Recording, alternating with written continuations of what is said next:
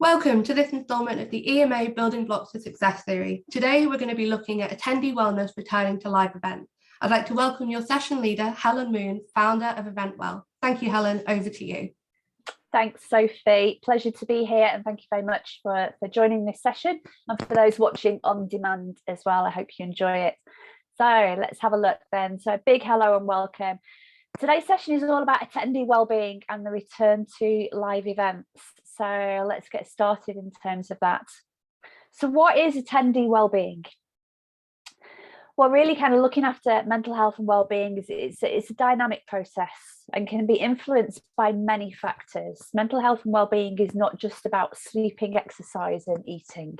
It can be influenced by all the different factors of our lives, such as our relationships, where we live, our work, our career, our financial situation. It's important to have an understanding of this and an awareness of this, as it helps us to recognize how it could be compromised, and that allows us to focus on those areas in need and then offer some dedication to make us happier, more resilient, and the people we work with happier and more resilient, and then our attendees happier and more resilient. So we're going to be looking today at the key factors that influence and relate to the mental health of delegates and attendees, and that's with a view that a healthy event environment will result in a positive and impactful experience for everyone attending. And it's so important to remember that motto, that happy attendees is happy event planners. So just to share some stats and figures for you, just so you can see why this is so important and why this matters. So from a mental health perspective, I'm going to be sharing two main statistics with you today, one from the mental health perspective and one from a neurodiverse perspective. Okay, so when we're looking at mental wellbeing on site, neurodiverse is also a very, very important topic, especially if we're looking at accessibility and inclusivity for events, because mental wellbeing on site is all about accessibility and inclusivity. Okay, so to have a look at those stats then, 1 in 6 people would experience a common mental health problem like anxiety or depression in every given week. So the reason I'm giving you that statistic rather than the 1 in 4 in a year statistic, so 1 in 6 in any given week, because remember this is about planning an event that's going to be happening on a specific date within a specific week. Okay, so that's likely to be approximately 17% of your event attendees will have something going on, something that they're managing.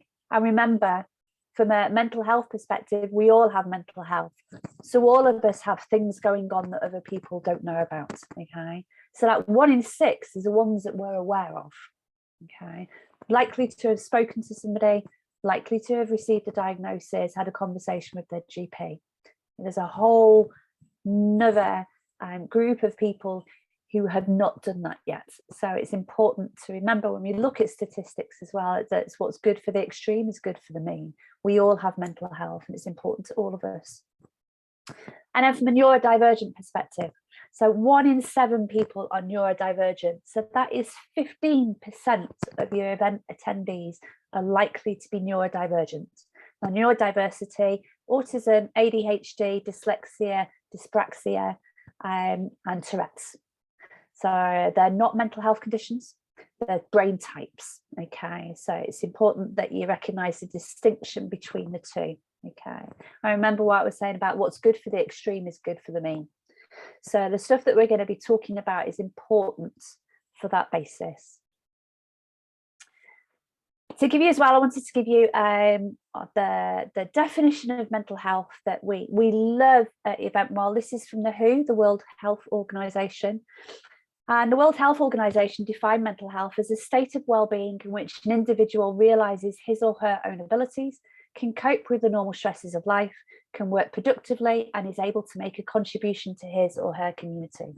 Can you understand then from an event perspective, with somebody who's attending an event, wanting to make a contribution, how that statement kind of fits in really well when we look at the well-being of our attendees. Okay, no mention in that statement about mental illness. Okay, no mention in that statement about people with poor mental health as opposed to people with good mental health. So that really kind of for us epitomizes that belief that we all have mental health, because we do. And it's also important to remember that just because you cannot see it does not mean it doesn't exist. Just because you haven't been asked for it does not mean that it's needed by somebody. And also, just because you haven't done it before doesn't mean that you can't start now. No. So let's have a look at some different aspects then in terms of that attendee wellbeing. The first that we're going to have a look at is venue choice. No. So venue choice is possibly the most important aspect, or one of the most important aspects when it comes to the impact of an event on someone's mental well-being, from a pre-event and in-event anxiety piece as well, which we'll look at in the next. That's going to be the next bit that we're going to have a look at. So there are important aspects to think about when you're thinking about the venue choice. And this is mainly about people's stress and anxiety levels. Okay, and this is what you're considering when you're thinking about the venue choice. Okay, it's not much more about whether or not the venue can just accommodate the event, whether it's got enough space for the main plenary and the syndicates and the catering space. Okay, it's also about the location, the accessibility of that venue, the ease of that accessibility.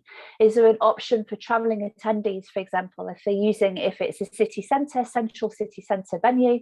What's the public transport like? Okay, how many interchanges from a train? If it's in London from a train, how many tubes to even a bus to get to some, how many interchanges to do your attendees need to make to get to that venue? So that should always be a factor when you're looking at the location. Number two, it's not some city centre venues you will need to drive to. Again, if public transport isn't an option for some of those central venues. But also as well, obviously venues outside of city and town centres. When you factor in delegates driving, not everyone can drive. Do people need to pull together? Are people going to have to get a train and then a long taxi journey? How much is that going to cost? Is it easy to find for people that are driving? Okay, is it near to a motorway? Do they have ample car parking for everyone to be able to car? So again, important considerations, because remember what you're trying to look at here is pre-event anxiety and stress. When you look at the venue, do you consider the atmosphere of the venue and the surroundings, not just the bricks and mortar, but the ambience and the style of the venue? Okay, what's the decor like? What's the lighting like? Lighting can be quite triggering from a sensory perspective for a lot of people. So these are important considerations. Okay, so again, it's not just the bricks and mortar, it's the ambience and the style of the venue. And then, is the venue well suited to offering lots of flexible, exciting catering breaks? Are there quiet areas that can offer relaxation for a short period of time? And as we go through the different aspects of this, you'll understand why that's a really important aspect. Okay. Pre and in-event anxiety. So this is the second aspect. So I'll have a look at this now. Communication here is key. Really, really key, particularly in the lead up to an event. Do your attendees have all of the information that they need? Have you set out very, very clear and concise joining instructions? Clear and concise, by the way, anybody who's dyslexic find joining instructions very confusing, difficult to read. So very, very clear, concise, but bullet pointed lists, okay? Basically, this is just so that people can plan their attendance in advance. Anybody who's neurodivergent or anybody who's managing any kind of physical health or mental health aspects will need to plan their attendance in advance, okay? From the journey to get to the venue, to what time they need to be there, to what support is going to be on site. And that brings us quite nicely into number two, which is, will there be on-site support in place, which offers a place to go and qualified professionals to talk about anything they're experiencing should they need to. So first aiders on site, very, very commonplace, but it's now for us to start normalizing and thinking very, very seriously about the mental health first aid piece, but not just mental health first aid, but also that neurodiverse piece as well. So great that you've got mental health first aiders, but are those mental health first aiders trained in neurodiversity so they understand how to support somebody who's autistic, ADHD, dyslexic, Tourette's and dyspraxia, okay, that can be impacted and overwhelmed by an event environment. The third aspect to consider is the pandemic. We can't escape it. We are returning to in-person events, and it has had a massive impact on people's fragility, their resilience. People are more tired, they're becoming exhausted quicker. Burnout is consistently, we're hearing burnout a lot, and people are a little bit more fragile, you know, but that as well, because of the tiredness, because of that fragility, they're less flexible and they're more reactive than they would have been before. So that's an important consideration. Okay. And then social anxiety and anticipatory anxiety are real things. Okay. And social anxiety is people's fear of social situations, fear of embarrassment, fear of something happening, saying the wrong things. A lot of people experience social anxiety and anticipatory anxiety as well, as that fear of something happening. Okay. It can affect and prevent many individuals from attending events. So how can you support this? So pre and in event anxiety is a big thing to consider. Okay. Menus, diet and nutrition. When we talk about any kind of health and well-being, you can't avoid diet and nutrition. It's a massive factor in terms of our overall health and well-being. But there are two major aspects of nutrition, events, diet and nutrition that you need to be aware of and you need to consider when planning those dietary requirements and those menus for your events. The first of which is foods to boost brain function, and then foods to maintain blood sugar levels. Okay. People can become triggered. It can affect people's health and well-being if they don't have nice unfluctuating blood sugar levels throughout the day. You need to maintain people's blood sugar levels throughout the day, particularly if people are in environments where they're expected to learn, to take on board information, to absorb that information, to take that away and change their behaviours afterwards. So we have a responsibility to event organisers when we look at nutrition and diet. How can we help that process as much as possible with the food that we're putting out for our attendees to eat? It's also very important to consider that 95% of our nutritional content, the stuff that we eat every day, is required by our brains alone in terms of glucose. So the very important question here is, what are you feeding your attendees to help with that? So looking at brain function then, foods that really boost brain function are oily fish, dark chocolates, believe it or not. So berries, nuts and seeds, whole grains, coffee, not too much coffee. And we try to say avoid coffee after the 3 p.m. marker, and 300 milligrams of coffee a day. Try and stick to that. Otherwise, it can impact on people's sleep. Okay. So 3 o'clock marker. So serve coffee after 3 o'clock. Avocados, peanuts, eggs, broccoli, kale, soy. So all of those foods are really, really good for boosting brain function, for maintaining blood sugar levels. And a nice consistent blood sugar level as well will help the body and the brain to maintain glucose levels. Remember, the brain needs glucose to function. So you're looking at raw cooked roasted vegetables, greens, flavoursome low calorie drinks, melon, berries, whole grains, high fibre, a little fats, nice healthy fats, and then protein. So there should be protein available at every break, every lunch, every dinner. Should have a good variety choice of protein, and that includes kind of vegan options in terms of protein as well. There's plenty of choice there. Water. Enough water is essential for hydration levels during an event. Thirst and dehydration can also manifest as hunger. So if you already feel thirst, your body is already dehydrated. Okay, so you have the dry mouth and you need a glass of water, your body is already dehydrated. So plan for that.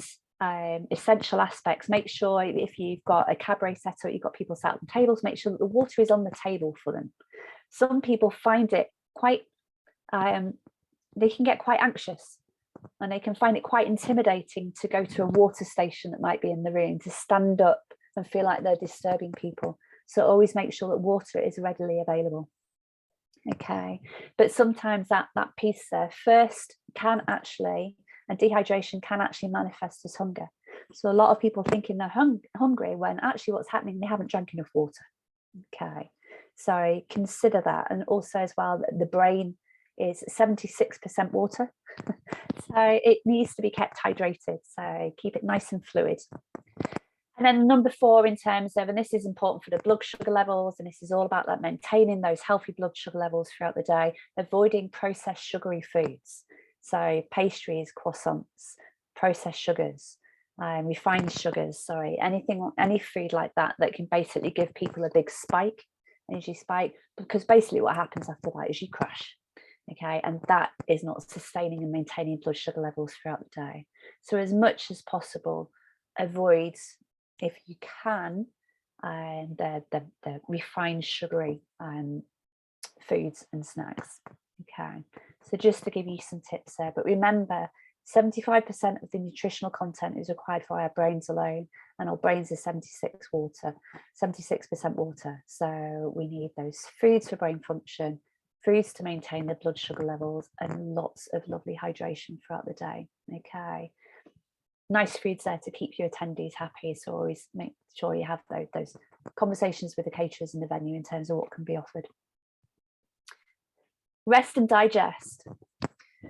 Rest and digest. So taking breaks and rest is really important for our internal nervous system. Whenever we feel anxious or we've been triggered, then what happens, that stress response, or you've heard it called, is what's called the sympathetic nervous system.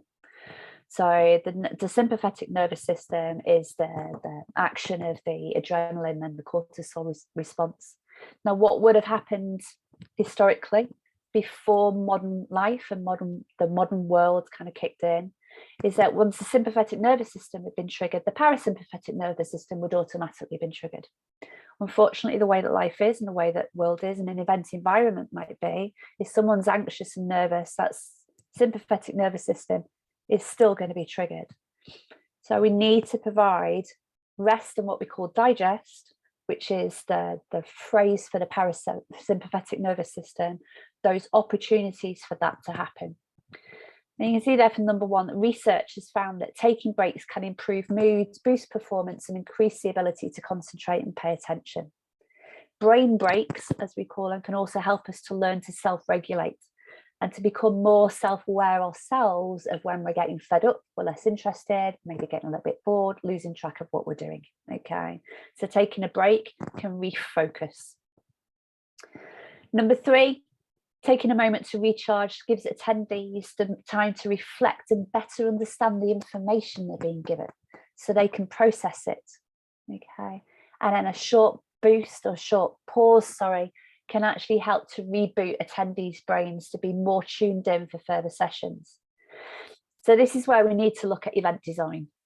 So cram packing contents for session and pushing people from session to session, and only providing them with that catering break for them to grab a drink or lunch, but not actually giving them the opportunity just to spend 10-15 minutes to just to sit back, to rest and digest the information that has been given, to take it on board, to let their brains pause for a moment so they can really digest and understand the information they've been given before they go into the next session.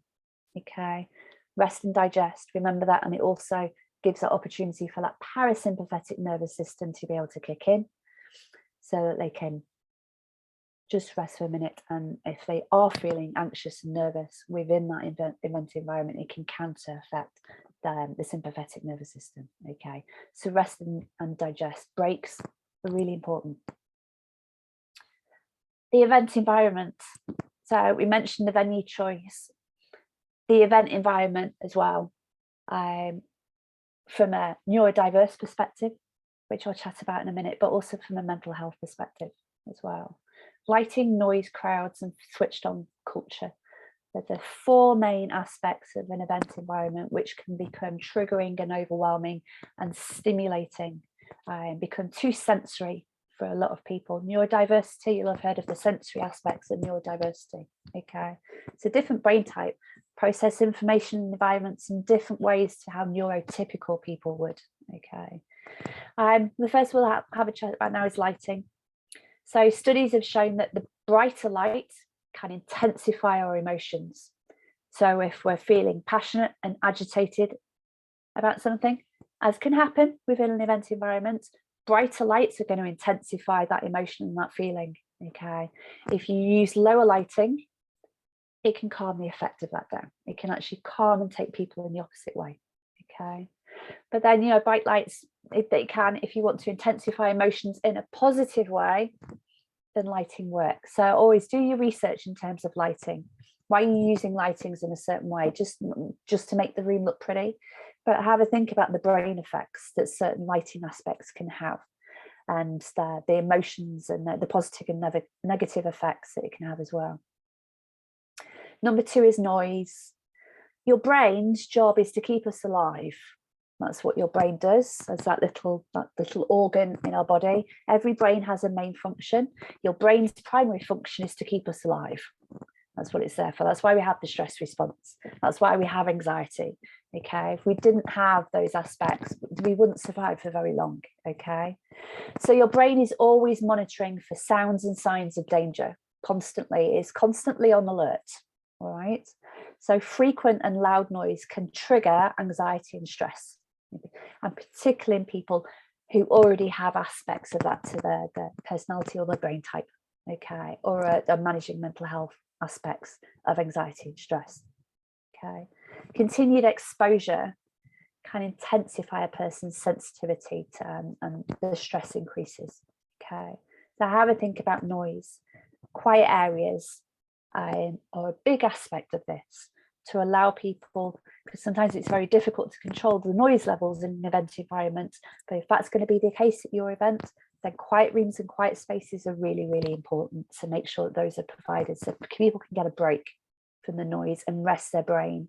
Remember, giving that brain break. Crowds.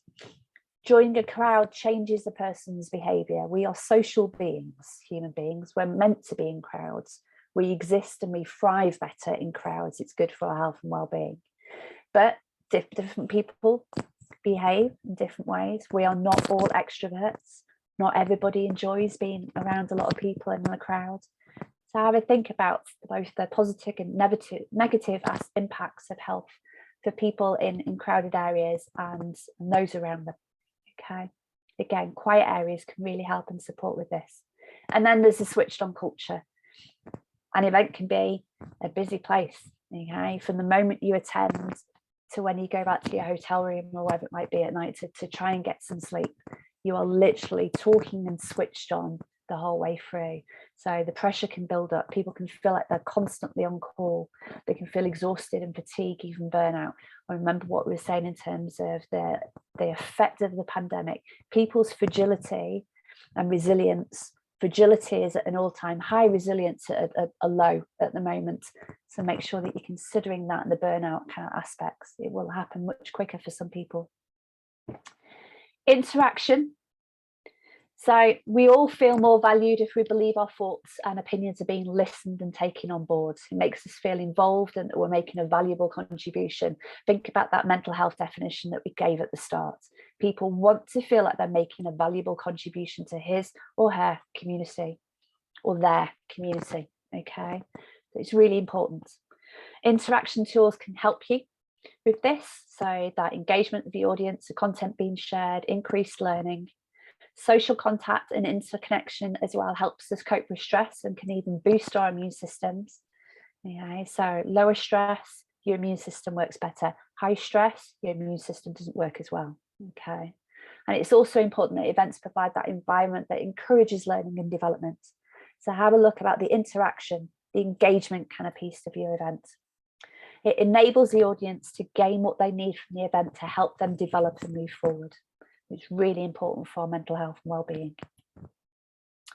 Staying connected, even more so, this is important as a result of the pandemic. We've been working in our homes for 2 to 3 years now. You'll know how the workplace is starting to change and interact now in terms of people looking for balance. And that's the key here in terms of staying connection. It's that balance piece. So Wi-Fi isn't just about making sure the live stream and the speaker presentations run smoothly. It's also about ensuring that the attendee experience runs smoothly as well. Very important piece. Parents and carers need to stay connected with their children or anyone they're caring for, especially if they're staying away from their homes. Okay, and again, that's where the breaks factor in. Then those breaks is really important. So giving people the opportunity to go and make the phone calls and to connect with the important people that they have relationships with whenever they need to. Okay, the CEO who needs somewhere they can go and take that urgent call or respond to that urgent email, where they can respond quickly so that they can go back to the event and give their all to that event in terms of that contribution. And that, remember, that interaction, that contribution, very important to people as well.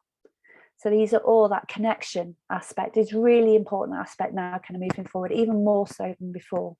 So if your venue does not have good Wi-Fi capability, it's a really important conversation to ask them about how they're going to change that for you.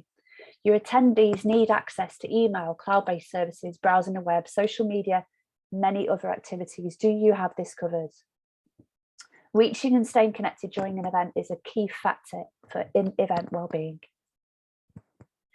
Accessibility and inclusion is a big piece, DEI at the moment, but you know, it's not a hot topic. It has always been around. It's always been a thing. Same thing with mental health.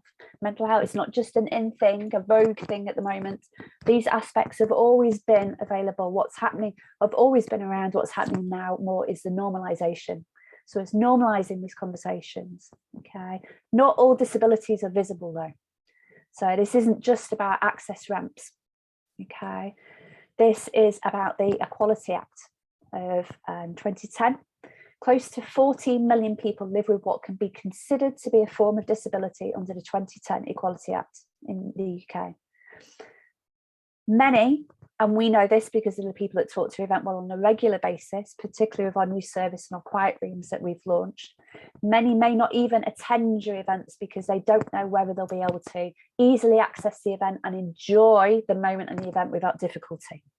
Okay. Worse still, they may have also had a poor experience at one of your events and don't want to attend another. Okay. Even myself, who's worked in the events industry for 25 years, I've had my own negative experience attending events where I've become overwhelmed and triggered. Myself living with a mental health condition and disorder and neurodivergent. So I've been in that situation myself where the only place that I could go to that was quiet and me to just get 5 minutes of what I deemed to be safety in that moment was to go and sit in the toilet. And times that I've had to leave that event and haven't returned to some events because of that experience. Because what we were saying about that anticipatory anxiety, it's fearful of me going back to that event and it happening again. Okay, that's what happens for a lot of people managing mental health aspects and neurodivergent people. Okay, fear of something happening within an event where there isn't a place to go for them.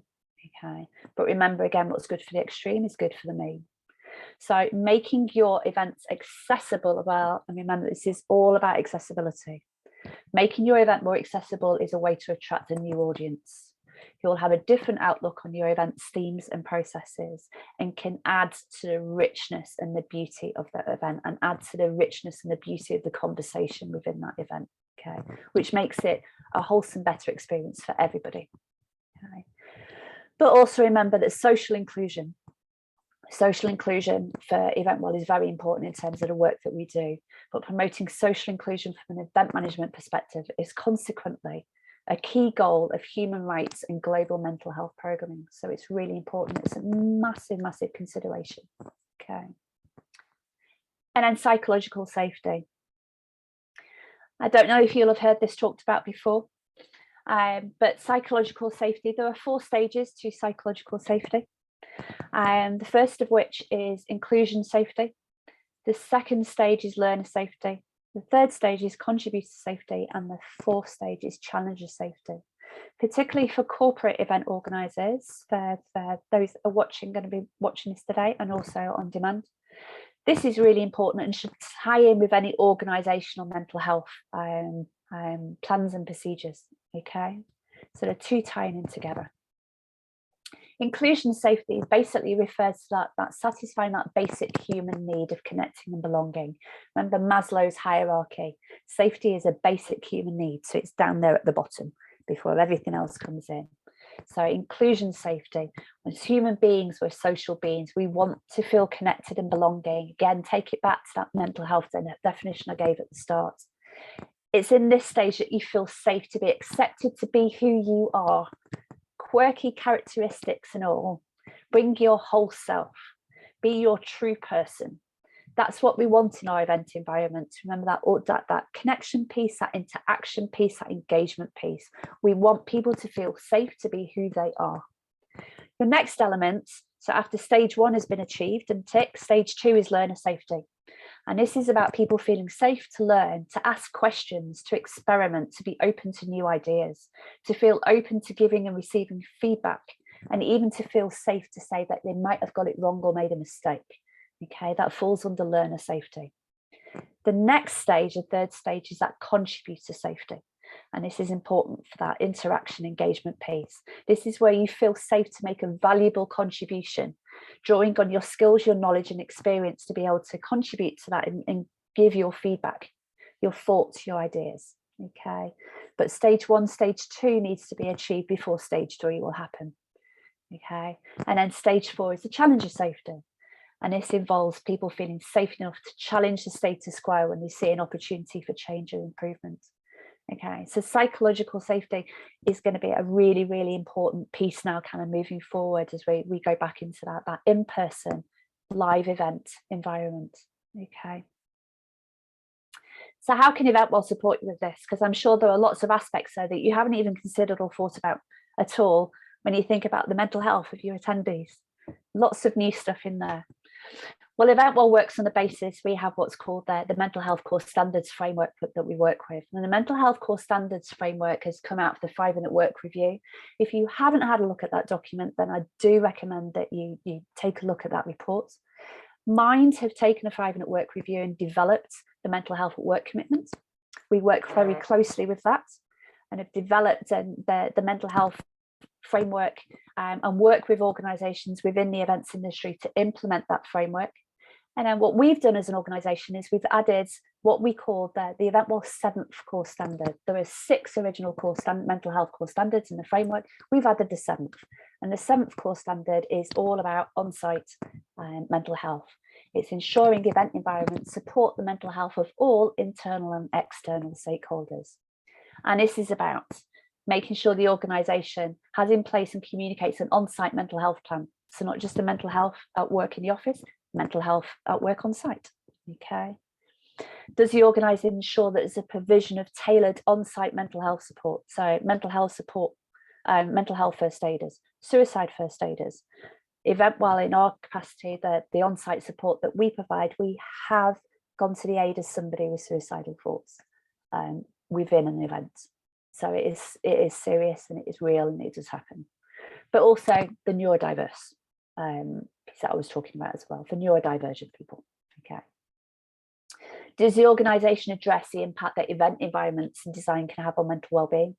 So that's the venue choice, the pre and event anxiety, menus, staying connected, session and content length, triggering topics, the always on culture, lighting, noise, crowd, security, accessibility and health and safety. Okay. Does the organisation provide all internal and external stakeholders with good physical on-site event conditions and supportive spaces? So quiet rooms, rest areas. You can speak to EventWell about that. We'll work closely with you too. We can provide those spaces for you and that mental health first aid support. Okay. And does the organisation specifically explore feedback from internal and external stakeholders and draw on their lived experience of mental health illness and conditions or neurodiversity? So we can help you implement the 7th core standard for your event programs and for your events. We can help you put this in place. And then you'll have a very, very good framework in place in terms of moving forward with this. If you build it, they will come. That's the analogy we use when we look at mental health on site at events. If you build it, they will come. If you put spaces and support spaces and quiet rooms in place, it will be used, but they will not ask you for it. And what I mean by that is someone like me that lives with a mental health condition and neurodiverse, because of stigma and because of experiences of discrimination and stigma and that fear of being perceived differently or treated differently, you will not be asked for aspects of this, but if you put it in place, it will be used. So always consider that and think about that. It's not the responsibility of the person living with a mental health condition or neurodivergent people to tell you that that's what they need. That it exists and it is real. It's our responsibility now as event planners and organisers to kind of take this very seriously and put in place what people need for them. Okay, so remember that if you build it, they will come. So EventWell, what do we do if you don't already know? We're the event industry's community, social enterprise and charitable organisation for mental health and wellbeing. We provide event hubs and quiet rooms on site, so the on-site event mental health and neurodiversity support. We do mental health at work programmes, we train mental health champions, and we provide workshops and training. We are basically dedicated to educating, campaigning and supporting better mental wellbeing in events. Our values have always been empathy, so industry empathy, and champion industry empathy and better understanding across the whole of the events industry.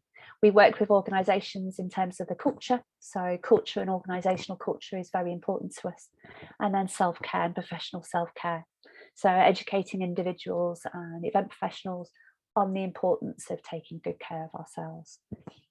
For more information on what we do, you can visit eventwell.org. If you want to chat to us, you can call us on the telephone number there, or you can email us at team@eventwell.org.